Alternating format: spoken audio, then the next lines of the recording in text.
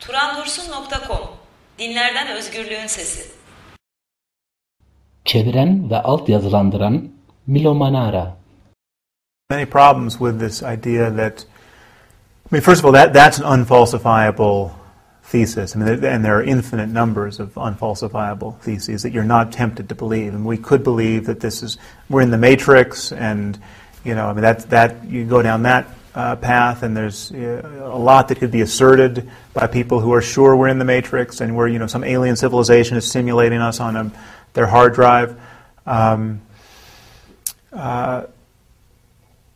One problem is that we have many holy books authored by the Creator of the universe, and they're in conflict. They're not. The New Testament makes it perfectly clear that Jesus is the Son of God, really the Son of God, and you have to believe this, otherwise you're going to spend eternity in hell. The Quran says twice that Jesus was not the Son of God, and anyone who believes he's the Son of God will spend eternity in hell. This offers as much room for compromise as a coin toss. So let's say we just knew that one of those claims was right. We have we've eliminated all the other possibilities. We're living in this challenging universe where God has given us a highly imperfect book and asked us to grapple with it. But now we have the biblical claim, the New Testament claim to the divinity of Jesus, and the necessity of believing in it, and the Quranic claim that belief in Jesus' divinity leads to damnation.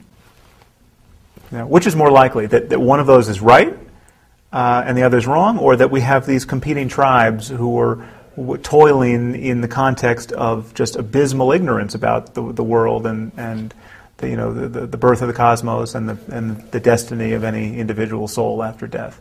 I would put my lot in with a wider view of the circumstance. But even if we granted your premise that no, there's a good reason to believe that one of these books is perfect, we're still with a coin toss situation. We don't know whether to be a Christian or a Muslim.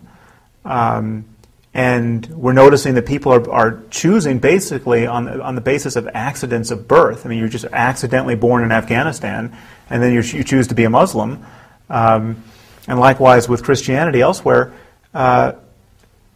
it's a very strange sort of loving God who would have created this circumstance. That by mere accident of birth, you are raised to believe that a certain book was and let's say rightly raised to believe that this book was the perfect book. But if you happen to be born in China, you go for centuries without hearing about this. It's a strange, for I think obvious reasons, a totally provincial and implausible scenario, and yet it's the scenario that most people believe in the 21st century.